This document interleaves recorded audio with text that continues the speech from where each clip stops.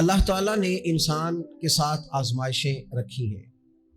جس طرح اللہ تعالیٰ کی طرف سے ملنے والی نعمتوں کو قبول کرتا ہے، اسی طرح اس کی طرف سے آنے والی آزمائشوں کو بھی کھلے دل سے اسے قبول کرنا چاہیے. اور یہ بات درست ہے کہ وما اصابکم من مصیبت فبما کسبت ایدیکم، انسان پر کچھ مصیبتیں وہ آتی ہیں جو اس کے ہاتھوں کے کسب کی وجہ سے آتی ہیں.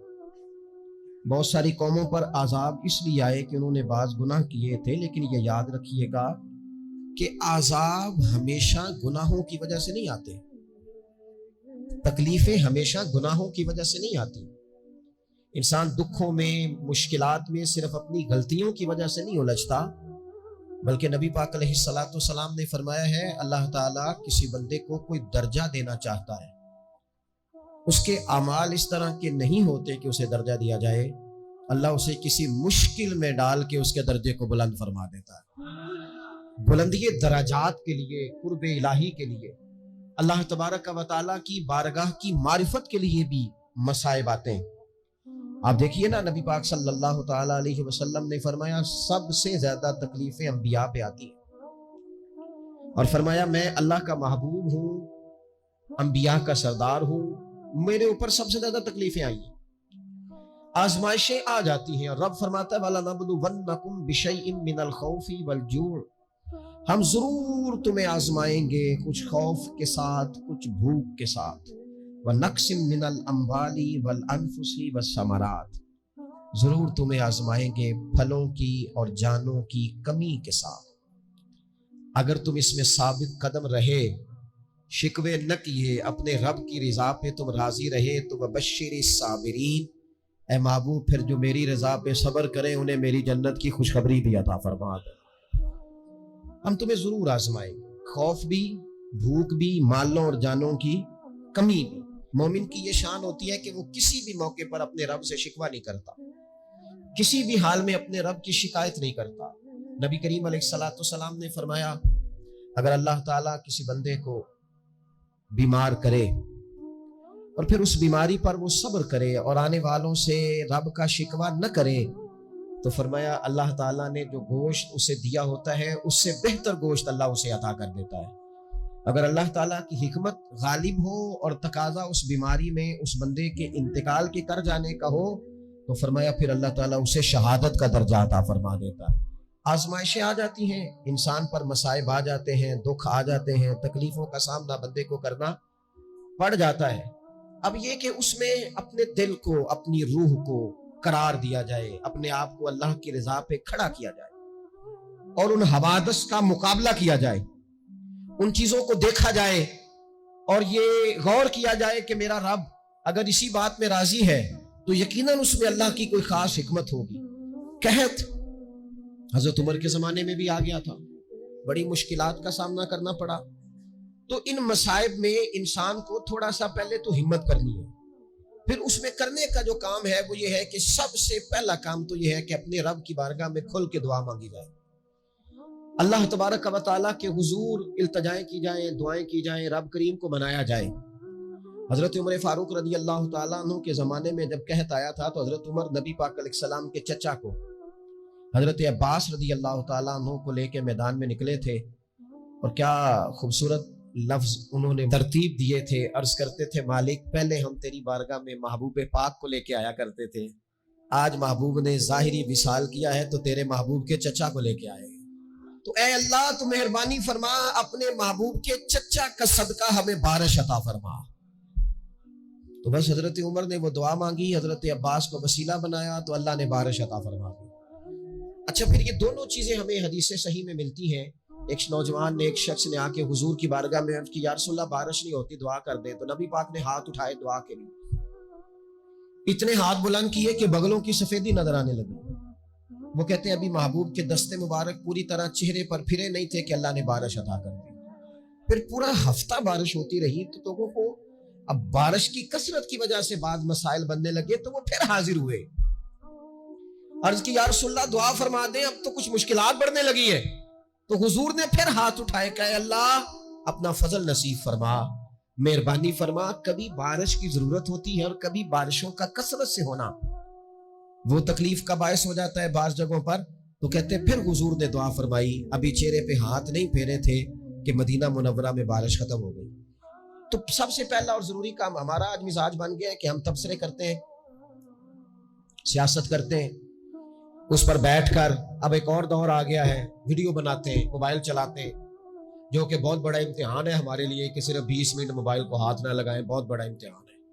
ہو سکتا ہے بہت سارے لوگ بڑی تکلیف میں آ جائیں کہ پورے 20 منٹ گزر گئے، اس پہ ویڈیو بنائیں گے، اس پہ کومنٹس کریں گے، اس پہ یہ کام ہم کرتے ہیں۔ حالانکہ اگر کوئی ایسی مشکل آ جائے تو شریعت نے ہمیں یہ سبق دیا کہ پہلے دعا، پہلے اللہ کی بارگاہ میں حاضری۔ اکبر الہ آبادی نے کہا تھا کہ مصیبت میں بھی اب یاد خدا ہم کو نہیں آتی، دعا منہ سے نہ نکلی، جیبوں سے عرضیاں ہی نکلی۔ ہم محکموں میں درخواستیں دیتے ہیں لیکن دعا کی طرف بڑھتے، بڑا خوبصورت کام ہے۔ سب سے پہلے تو یہ کریں کہ وہ جو ہمارے بھائی تکلیف میں ہیں، مجبوری میں ہیں، ان کے لیے اپنے رب کی بارگاہ میں عرض کریں کہ مالک، قدرتوں کا مالک تو تو ہے، ہر چیز تو تیرے دست کرم میں ہے، اور تو کریم اتنا ہے کہ بندوں پہ تو غضب نہیں زیادہ فرماتا، رحمت ہی زیادہ فرماتا ہے، اور تیری رحمت تیرے غضب پر غلبہ رکھتی ہے، اس لیے مالک تو کرم فرما، اور یہ جو لوگ ہیں تو انہیں اپنے فضل سے ہی آسانی عطا فرما تاکہ اس مشکل سے نکل آئیں۔ جن دنوں قحط آیا تھا نا مکہ مکرمہ مدینہ طیبہ میں حضرت عمر کے زمانے میں، تو حضرت عمر فاروق فرماتے ہیں میں نے بغیر گھی کے کبھی کھانا نہیں کھایا تھا، لیکن میں نے قسم اٹھا لی تھی کہ جب تک سب لوگوں کو راشن کھانا میسر نہیں آتا میں بھی گھی نہیں کھاؤں گا۔ یہ جو اضافی اخراجات ہیں، ایڈوانس گاڑیاں بک کرانا، نئے ماڈل کے موبائل خریدنا، یہ جو ہمارے صرف ناز نخرے ہیں، صرف ان کو تھوڑا سا کلوز کر لو۔ عجیب بات ہے نا، عجیب ظلم ہے نا کہ ایک بچہ رات کو اس لیے کھانا نہیں کھا رہا کہ اس کی مرضی کا پکا ہوا نہیں، اور ایک طرف میرے ہی وطن میں اس ویڈیو نے بھی میری چیخیں نکلوا دی جس میں ایک بیٹی، اور اس کی عمر بھی بالکل اتنی ہے جتنی میری بیٹی کی عمر ہے، اس سے وہ صحافی پوچھتا ہے پاؤں اس کے ننگے ہیں اور پاؤں پہ کیڑے چڑھ رہے ہیں، تو اس سے پوچھتا ہے پتر کیا چاہیے؟ وہ کہتی ہے صرف روٹی کھانی ہے، کوئی مطالبہ نہیں، کوئی مطالبہ نہیں، روٹی دا دکھ نہ پوچھو، یہ روٹی بندہ کھا جا دیجیے، روٹی بندہ کھا جا دیجیے۔ اللہ کریم نے فرمایا وَتَعَاوَنُوا عَلَى الْبِرِّ وَالتَّقْوَى، جب تقوی اور پرہیزگاری کا معاملہ ہو تو ایک دوسرے کے ساتھ تعاون کرو، ایک دوسرے کے ساتھ تعاون کرو، ایک دوسرے کا آگے بڑھ کے بازو تھامو، خیر کے کاموں میں ایک دوسرے کی مدد کرو، آگے نکلو۔ ہو جاتا ہے کبھی کبھی ایسا کہ ایک بھائی کے پاس بہت زیادہ مال ہوتا ہے، دوسرے کے پاس کم ہوتا ہے، اور نبی پاک صلی اللہ تعالی علیہ وسلم نے ارشاد فرمایا کہ یاد رکھنا اللہ تبارک و تعالی اتنی دیر تک تمہاری مدد کرتا ہے جب تک تم اپنے بھائی کی مدد کرتے رہتے ہو، اللہ تمہارا مددگار رہتا ہے۔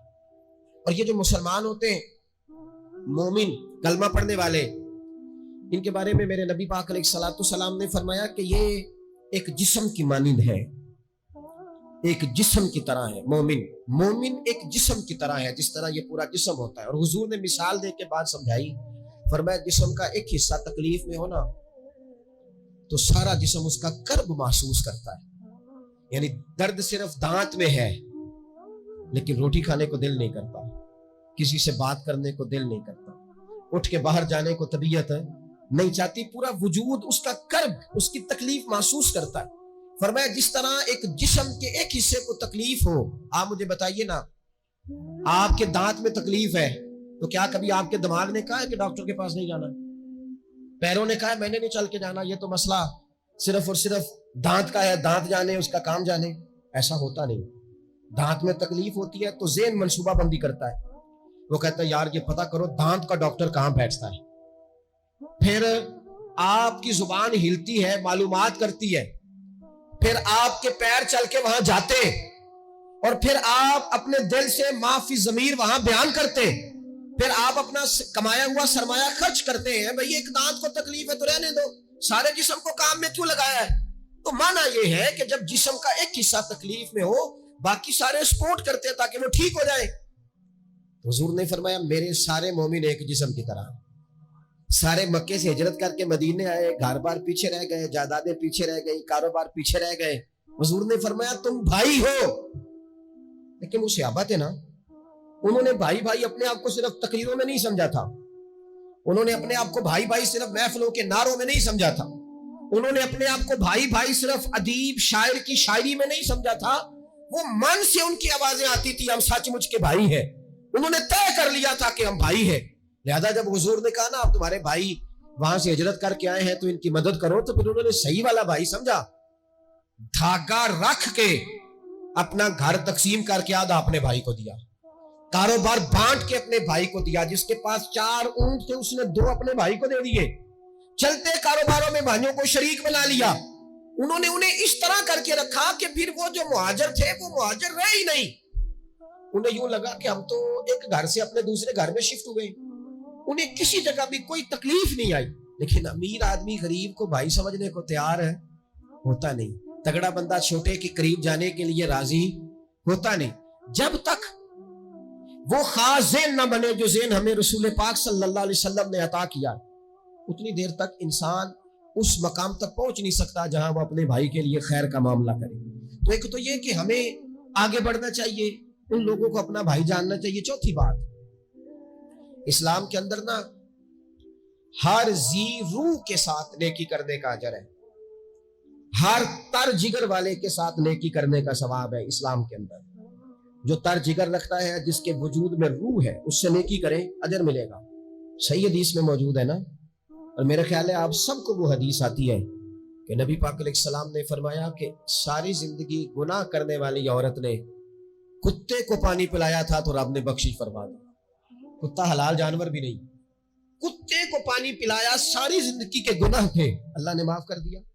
کوئی بھی تر جگر والا ہو, آپ مجھے بتائیے ایک کتے کو پانی پلانے سے رب معاف کرتا ہے, تو اگر وہ کسی انسان کی خدمت کرے, اور نرا انسان نہیں مسلمان, اور نرا مسلمان نہیں مدینے والے کا غلام, رسول اللہ کا کلمہ پڑھنے والا, اس کے ساتھ نیکی کرنے سے اللہ کتنا اجر عطا فرمائے گا. تو عزیز بھائی, مخلوق خدا سے جب لوگ پیار کرتے ہیں, جب لوگ محبت کرتے ہیں, اور جب ہمارے دل نرم, ہمیں نا مادہ پرست بنایا گیا ہے کچھ عرصے سے, ہمارا ذہن بنا دیا ہے, اور یہ ڈھیر سارے لوگ ہیں جو تقسیم کرتے ہیں ذہنوں کو, ڈھیر سارے لوگ, اس میں بعض مذہبی لوگ بھی شامل ہیں اللہ ماشاءاللہ, جو ذہن تقسیم کرتے ہیں, چھوٹی چھوٹی اپنے لالچ کے لیے لوگوں کو ایک دوسرے سے دور کرتے ہیں. یہ تقسیم کار ہمارا عام حصہ ہے, عام جز ہے. یاد رکھنا, جب قومیں مادہ پرست ہو جاتی ہیں نا, جب وہ ہر چیز کو پیسے میں تولتی ہیں اور پہلے اپنا نفع دیکھتی ہیں, پھر وہ معاشرہ انسانوں کا معاشرہ نہیں رہتا, وہ تاجروں کا معاشرہ ہوتا ہے. وہاں ہر چیز سیل ہوتی ہے, بیچی جاتی ہے. دوستو, قلبی طور پر جب دلوں میں گنجائش ہوتی ہے, جب ہمارے دلوں میں وسعت ہوتی ہے, جب ہمیں پیار کرنا آتا ہے, 2 آدمیوں کا کھانا 3 آدمی کھا سکتے ہیں. شرط یہ ہے کہ وہ تیسرے کو بٹھانے کی وسعت رکھتے ہوں. 4 آدمیوں کا کھانا 5 آدمی کھا سکتے ہیں, شرط یہ ہے کہ ان کے دلوں میں گنجائش موجود ہو.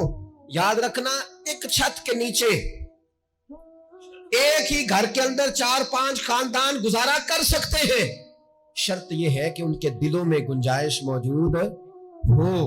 شرط یہ ہے کہ وہ قلبی کیفیات وہی رکھ. لیکن ہمیں نا کچھ مست سا کر دیا گیا ہے اپنی اپنی دنیا داری میں, کچھ محب سے ہے, کچھ اس طرح کا ماحول بنا دیا گیا, مجھے کیا لینے دیں, کیا لینے دیں مجھے. مذہبی لوگ بھی اتنے لاکھ کی محفل نعت, اتنے لاکھ کا عرس, اتنے لاکھ کی فلانی شے. اور خدا کے بندو, کچھ دیر کے لیے چھوڑ لو, کچھ دیر کے لیے مہربانی کر لو, اور دیکھو تو صحیح ضرورت کس چیز کی زیادہ ہے. چلو کوئی تو گنجائش پیدا کرو زندگی میں, کہیں کسی ایک چیز کو روک لو. مستحب کا اور واجب کا فرق ہی نہیں سمجھتے. اقبال کہنے لگے, یہ کسی شوخ نے لکھ دیا یہ جملہ محراب مسجد پر, کہ یہ ناداں گر پڑے سجدے میں جب وقت قیام آیا. وقت تو قیام کا تھا, تم سجدوں میں ہو, اٹھنے کا ٹائم تھا, لوگوں کی مدد کرنے کا وقت تھا, اور تم ابھی بھی اپنے ختمات شریف میں الجھے ہوئے ہو. کل 10واں چہلم مستحب ہے, 2 آدمی بیٹھ کے ختم دلا لیں ہو جاتا ہے. یہ باقی کا لاکھوں روپے کا مال ان جگہوں پہ پہنچایا جائے جہاں ضرورت ہے. محفل نعت آپ کے محلے کا نوجوان بھی نعت پڑھ سکتا ہے, مقامی خطیب کو بھی تقریر آتی ہے, ہر جمعے کرتا ہے, اور بڑے کام ہے کرنے والے, لیکن وہ بس ٹھیک ہے ہم جہاں لگ گئے وہاں سے ہلنے کو تیار ہی نہیں. ایک مخصوص سا مزاج بنا لیا, اس سے باہر آنا ہی نہیں چاہتے, پسند ہی نہیں کرتے. تو اپنی زندگی کے اندر وسعت پیدا کریں. اپنے دل میں وسعت پیدا کرے. یاد رکھیں جب بندہ کسی کے بچوں کا سوچتا ہے تو اللہ اس کے بچوں پر فضل فرماتا ہے. جب انسان کسی کا گھر آباد کرتا ہے رب اس کا گھر آباد کرتا ہے. حضرت ابوبکر صدیق فرمایا کرتے تھے تو اللہ کے دین کی خدمت میں لگ جا, تیرا ذاتی کوئی کام رب روکنے نہیں دے گا, وہ سارے تیرے کام ہوتے رہے. ہم کیا سمجھتے ہیں کہ تگڑی تقریروں سے لوگوں کو قریب کر لیں گے, ہم کیا سمجھتے ہیں کہ بڑے بڑے پوسٹر لگائیں گے محفلوں کے تو لوگوں کو, ہم کیا سمجھتے ہیں حساب صرف نمازوں کا ہونا ہے, ہم کیا سمجھتے ہیں کہ حساب صرف ہم سے سجدوں کے بارے میں پوچھا جائے گا. یہ بھی سوال ہوگا, یہ بھی صحیح بخاری مسلم میں موجود ہے, صحیح حدیث میں موجود ہے کہ رب فرمائے گا او بندے میں بھوکا تھا تو نے مجھے روٹی نہیں کھلائی, میں پیاسا تھا تو نے پانی نہیں پلایا, کپڑوں کی حاجت تھی تو لے کے نہیں آیا, میں بیمار تھا تو نے تیمارداری نہیں کری. مالک تو کھانے سے پاک, پینے سے پاک, پہننے سے پاک, بیماری سے پاک. رب کریم فرمائے گا وہ جو تیرے پڑوس میں بندہ بیمار تھا تو میں ہی تو تھا نا, وہ جو تیرے پڑوس میں آدمی بھوکا تھا تو بندہ تو میرا ہی تھا نا, وہ جو تیرے دائیں بائیں لوگوں کو حاجت تھی تو وہ میرے ہی بندے تھے. خدا کے بندے تو ہیں ہزاروں, بنوں میں پھرتے ہیں مارے مارے, میں اس کا بندہ بنوں گا جس کو خدا کے بندوں سے پیار ہوگا. کچھ نہ تھوڑا سا اپنے دلوں میں وہ کیا بات کی تھی ساگر نے, اس نے کہا تھا کہ یہی ہے ذوق عبادت کی انتہا ساگر, او غم حیات کے ماروں کا احترام کرو. یہ جو غم حیات کے مارے ہیں ان کا احترام کرو. 100 گھر تھا مدینہ شریف میں, امام ابو نعیم نے اس کو لکھا ہے. ہمارے ہاں بھی لوگ افطاری کراتے ہیں, سیاسی افطاری رمضان میں, سیاسی افطاریاں جن سے ہمیں کام نہیں پڑتا, جن سے ہمیں کل کو کام نکلوانا ہو تو ان کی روٹی پکائی جاتی ہے. سیاسی ولیمے, سیاسی دعوتیں, سیاسی لوگوں کے اجتماعات, وی آئی پیز کے لنگر, یہ ہمارا کلچر بن گیا ہے, یہ ہمارا مزاج بن گیا ہے. اور نبی پاک علیہ السلام نے فرمایا لعنت اس دعوت پر جس میں امیروں کو بلایا جائے اور غریبوں کو نظر انداز کیا جائے, وہ تو ملعون دعوت ہے. 100 گھر پورا تھا مدینہ منورہ میں جس میں 3 وقت کا کھانا, بچوں کے کپڑے, اگر کوئی بیمار ہو جاتا تو دوائیاں, اور دے کون جاتا ہے اللہ ہی بہتر جانتا ہے. ایک نقاب پوش آتا تھا دروازے پہ دے جاتا تھا, نام پوچھتے تھے تو ناراض ہو جاتا تھا. اور یہ ایک دن کام نہیں ہوا, سالوں یہ کام جاری رہا, پتہ ہی کوئی نہیں کون دے جاتا ہے, کوئی خبر ہی نہیں. پھر اچانک 2-3 دن ہو گئے وہ لنگر آنا بند ہوا, وہ اخراجات اٹھانے ختم ہوئے. اب لوگ ایک دوسرے سے پوچھنے لگے کہ وہ کھانا تیرے گھر بھی نہیں آیا, تیرے گھر بھی نہیں آیا, پتہ کرو کب سے نہیں آیا, پتہ کرو کب سے نہیں آیا. تو طے ہو گیا, جب لوگوں نے تاریخیں لگانی شروع کی, ایک دوسرے کے ساتھ ملانی شروع کی, تو 18 محرم سے میرے گھر نہیں آیا. ہاں ہمارے ہاں بھی 18 محرم سے نہیں آیا, پتہ کرو, تحقیق کرو. پتہ چلا کہ 18 محرم کو امام زین العابدین کا وصال ہوا ہے. سیدہ پاک کا یہ شہزادہ امام حسین کا کربلا میں بچ جانے والا یہ جانشین ایک 100 گھروں میں اور تھوڑی سی آبادی, 100 گھروں میں 2 وقت کھانا اور اپنے کندھے پہ توڑا رکھ کے, لنگر کی بوری رکھ کے پہنچا کے آتے, اور چہرے پہ نقاب ہوتا. کوئی پوچھتا نام کیا ہے تو ناراض ہو جاتے. 100 گھروں میں کھانا جاتا. ان کے وصال کے بعد جب غسل دیا جا رہا تھا تو موٹے موٹے نشان تھے کمر پہ. لوگوں نے ان کے بیٹے سے پوچھا کہ یہ کیا ہے, تو فرمانے لگے میرے والد اپنے کندھوں پہ تھیلے رکھ کے آخر عمر تک گھروں میں پہنچا کے آتے رہے. لوگوں نے کہا حضور آپ کیوں نہیں جاتے تھے, آپ جوان تھے. تو آپ کے شہزادے کہنے لگے میں کہتا تھا ابا جی سے کہ میں نہ چلا جاؤں, تو فرماتے تھے پتر اگر تو جائے گا تو پھر تجھے اس غریب کا نام بھی بتانا پڑے گا. میں تیرے سامنے پردہ نہیں کھول سکتا, یہ میرا اور میرے رب کا راز ہے.